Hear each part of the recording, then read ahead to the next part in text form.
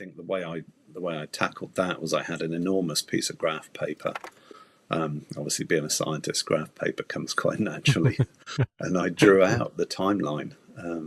With time across one axis and place across another, and I made sure that Phil wouldn't end up somewhere he was already supposed to be.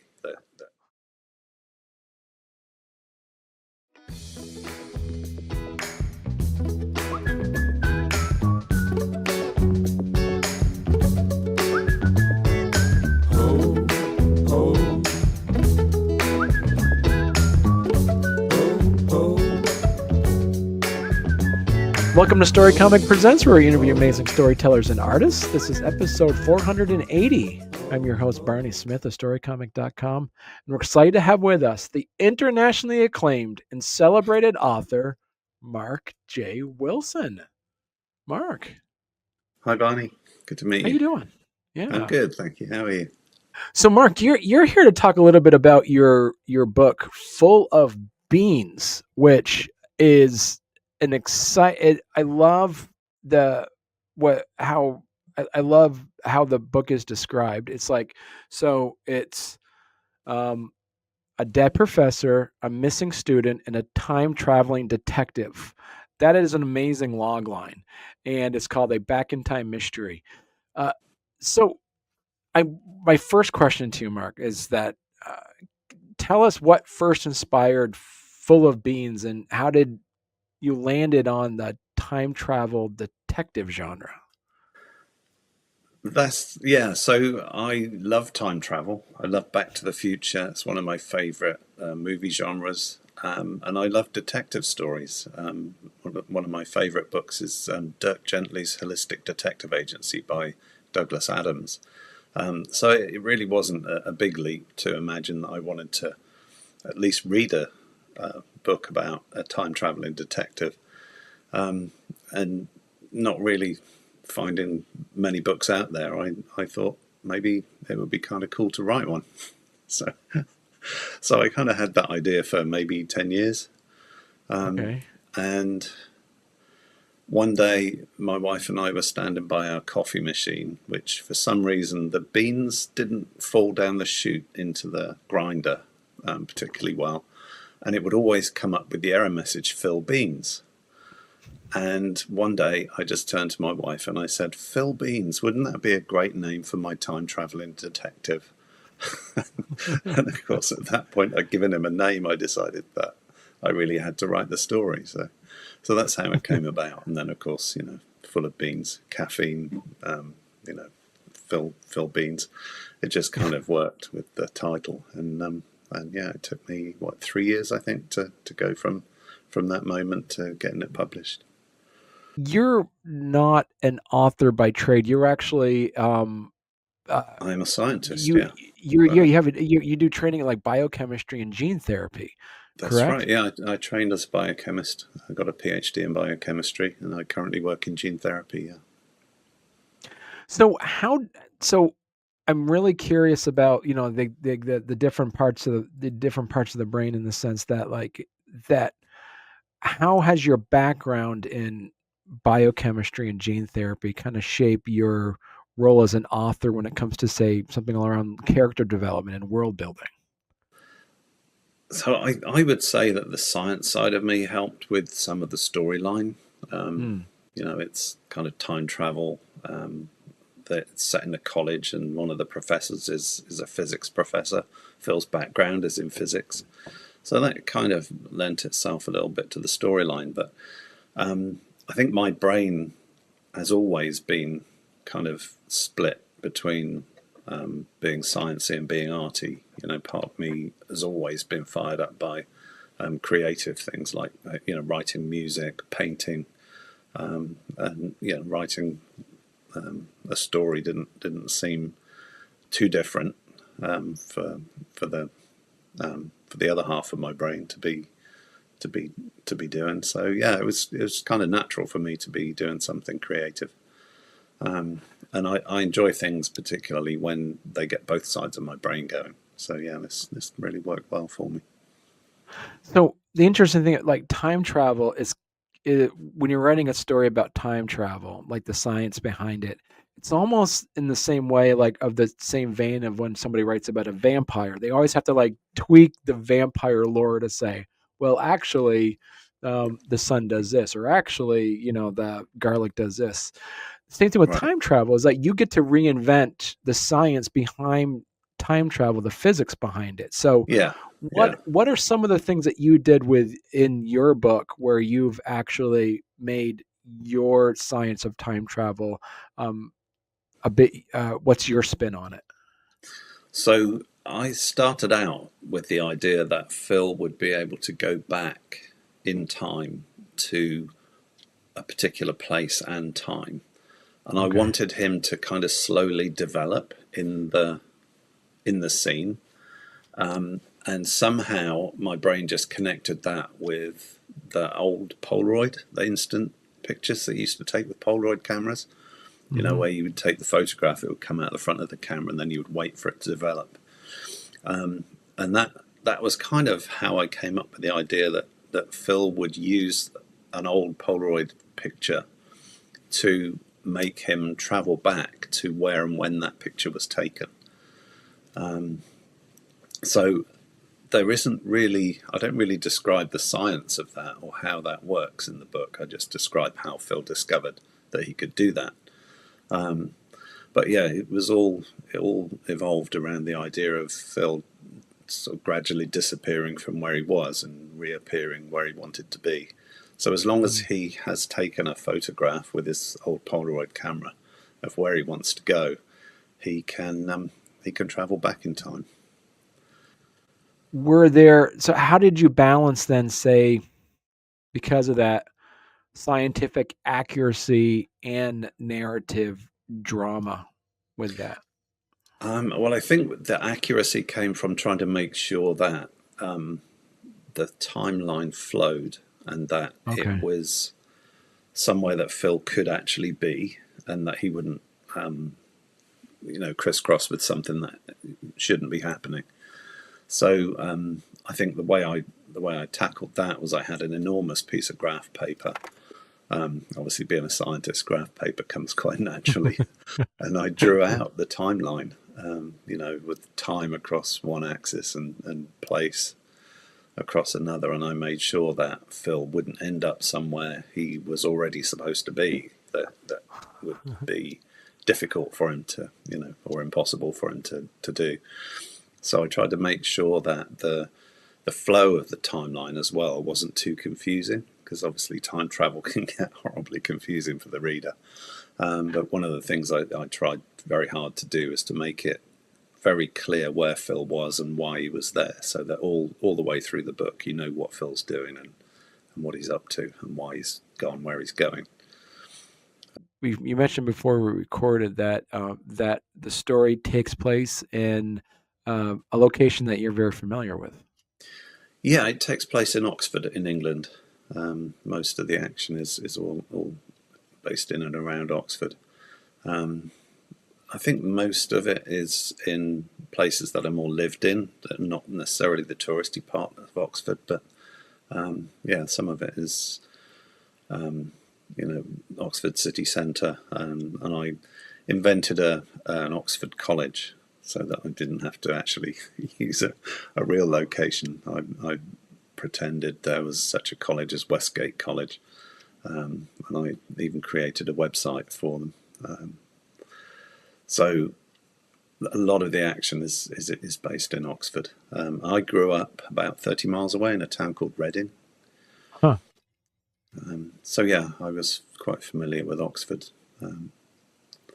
I did actually used to live in Cambridge, so Cambridge would have also been a good choice for a university town. But since Douglas Adams already did that in his Dirk Gently novels, I couldn't really do the same. So I picked Oxford instead. Now, what would you say is the bigger genre that you're spinning on this? Is it the detective side genre or is it the science fiction genre? I would say there's a lot more detective in the Okay. story than time travel. Time travel is a relatively light element in the book. It's a Okay. device to get Phil where he needs to go, because obviously if you can go back in time and witness a crime, then you get a nice, neat shortcut to all the answers you need. But obviously, when you get there and there's a murder about to happen, then you get caught up in the ethics of that and wondering whether or not it's okay to just be a bystander, whether or not it's okay to just stand and watch, or whether you should really do something about it. So, of course, Phil being Phil, he makes the not particularly smart choice and gets involved the first time round, and manages to prevent the death of his old professor. Then when he gets back to his own time, he realises just what a mess he's made of the world, and he has to try and undo that. And then he gets into deeper and deeper trouble. Okay. Now, was there a direction as you're writing this? Did you already have everything written out and you knew exactly how the story was going to end, or did you kind of go on the seat of your pants and then like the characters went in a direction that you weren't expecting? No, I can't go by the seat of my pants. That's the science side of my brain, I think. I had to know where the story was going. So I had it all mapped out on my big piece of graph paper. But as I went, I thought of new things or different things, or in different ways for it to unfold. So apart from the ideas that came to me, I also had a couple of people critique the book for me and help me understand what worked and what didn't. So yeah, within the 3 years, 2 years, I guess, that it took to draft the book, there were 3 or 4 rewrites that happened because of all the advice I got and the twists I thought of. So in the end, the story turned out quite different to the original draft on the graph paper. So what were some pieces on the book that folks said that your beta readers and your readers said this out? Was there anything in there that you? The main thing I learned was that you can't put all the backstory in the beginning of the book. When I started out, I thought it was important to understand how Phil learned that he could time travel, how that happened, some of his backstory about who he was before. And I figured that you needed to know that before you could get into the story. And obviously I was advised that was not the way you do. You can't put backstory in until we care about the character. So that was one piece that caused big part of the rewrite that happened. But yeah, I think that now forms a fairly small part at the end of the book, towards the end of the book, and you have gotten through quite a lot of the plot before you actually discover how Phil learned to time travel, and I think that works really well. Once you figure out, you have to,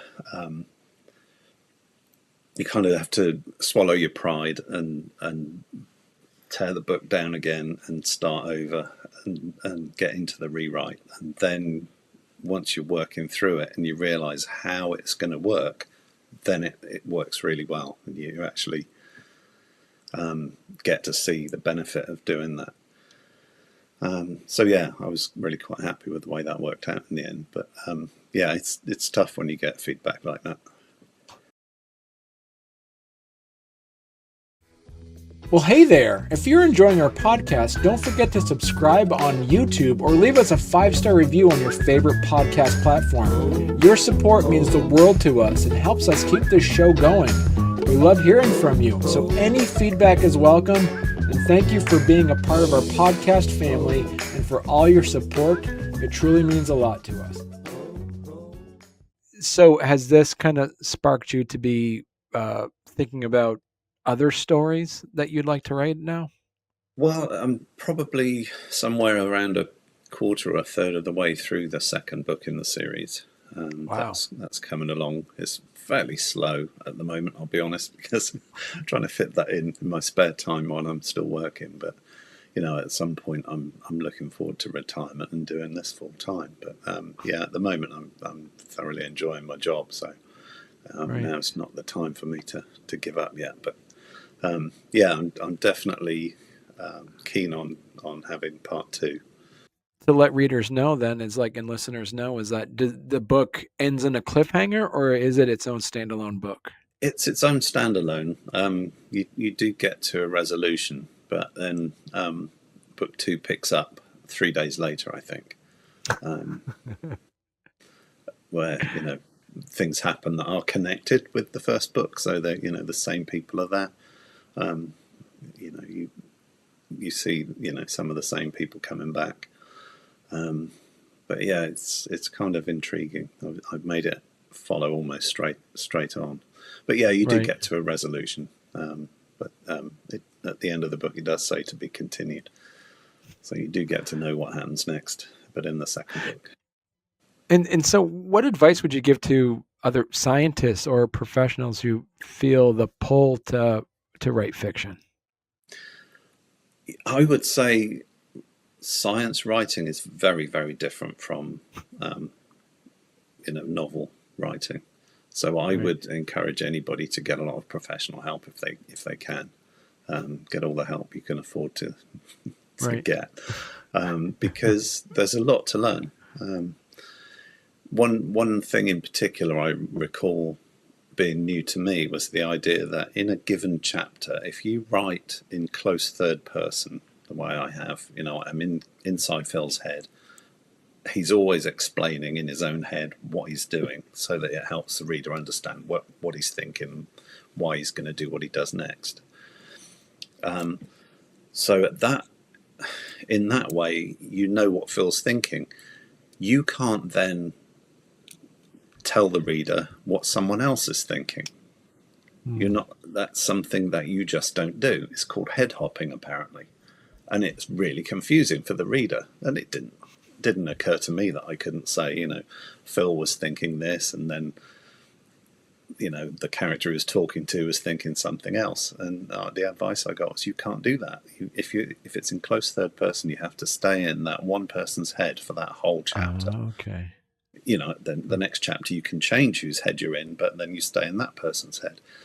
And you have, instead of saying what the other person was thinking, you have to have Phil inferring from their reaction what he takes their thoughts to be. And that was something that would never have occurred to me if someone hadn't actually said, yeah, you can't do this. You need to rewrite this whole thing. And it was really quite entertaining, learning things like that you wouldn't necessarily know from science writing, or even from reading other books. You wouldn't necessarily realize that was or wasn't happening.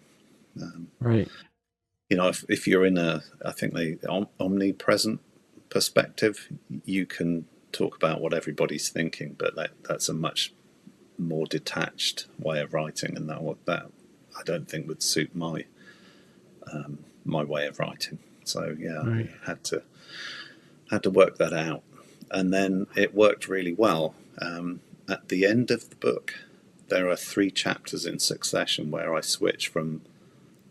You see the sequence of events over these 3 chapters. You start with one person, and then you shift the next chapter to the next person. Then the third chapter is the third person, and that worked really well. Once I realised that's a rule you had to follow, that it really made these 3 chapters towards the end of the book work really well. I won't tell you what's happening, but it'll be obvious once you get there when you read it. But yeah, so that was really quite another difficult bit of feedback where it caused a whole lot of rewrite. But really worth it in the end, because something really quite neat came out of it as well. So, which scene in the book are you most proud of? Gosh, that's a good question. I'm going to say the murder scene, probably. That is the three chapters that I've just been talking about. I think that's the real denouement, I guess, of the book. how do you want readers to feel when they finish Full of Beans? Entertained and satisfied, I think. Okay. Yeah, Yeah. I'd like people to feel like they chuckled and were entertained along the way. But ultimately, I think people hopefully will get to the end of the book and feel like, oh yeah, because So the whole book is really structured around getting to a good ending. earlier we mentioned like how would your background in science affect you as a writer? I'm going to flip it a bit. How has writing a novel changed how you view your scientific work? I'll be honest, I'm not sure it has. Maybe I'm just not seeing it, but yeah, I don't. I think it's made me realize there's more things outside work maybe that you can focus on. Yeah. It has been quite a busy period, really. It's made me not just watch TV or just play with toy trains, which is my other big hobby. It's given me something else to really focus on. So Right. I think it's made me a little bit more disciplined outside of work, but I'm not sure it's necessarily impacted how I am as a scientist. Right. What kind of reader did you imagine as you were writing this book? That's the odd thing. I think I kind of imagine anybody could enjoy the book. It's a pretty good sort of holiday read. I think if you've got a little bit of downtime, it's not too challenging. I don't think it's not too much hard work. It's not Shakespeare. But yeah, I did talk to my wife because when she read the book, I said, did I think teens or young adults might read it or enjoy it? And she said, well, there's a few rude words in there, so it's definitely PG-13, and the murder scene's not, it's not Criminal Minds, it's not really horribly graphic, but it is pretty dark. So I think young adults might find it fun, particularly, I guess, because a lot of the characters are young. A lot of the characters are in their 20s and 30s. But yeah, I think older people might enjoy it too. I don't think it's an age thing. I think it's Right. more if you like a twisty kind of detective story where you're waiting to see what happens next, or at least waiting to see what on earth Phil thinks he can do about it. It's more somebody who wants an intriguing plot. So, Mark, if people want to learn more about you and your work, where's the best place they could go to? The best place, the easiest place probably is my website. It's there under Okay. my name, markjwilson.com.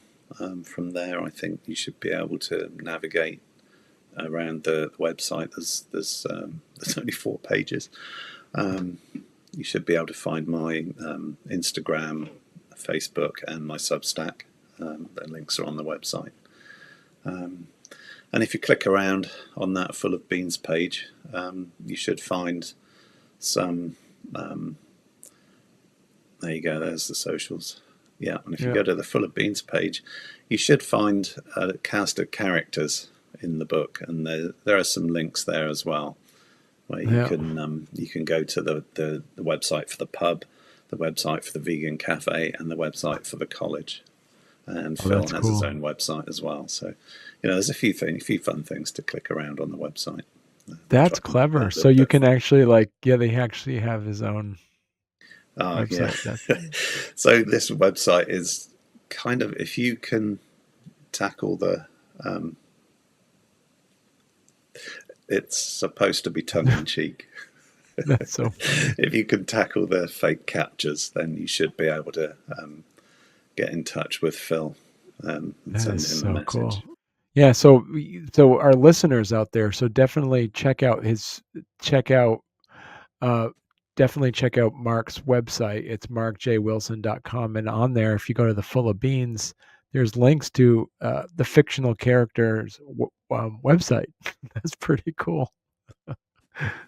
So That's yeah, I mean, clever. if you want to kind of check out the website and see if you find that amusing, then you might find the book amusing too. So Yes, and you actually have quotes from people about the book that are actually the characters in the book yes. telling you to read it. So That that is that so was that is fun. That so came fun. up when the publisher was asking me who I thought we would get to, write the little blurbs for for the book, and I said, well, I had it in mind that the characters would do that, and Mm. it was like, how does that work? I said, well, I've got a few in mind, so I sent some through, That's really and cool. she just thought they were brilliant. She said, yeah, we got to do this. Well, listen, Mark, you're gonna have to come back on when you get your sequel book out because I Absolutely. Yeah, thanks very much for having me on.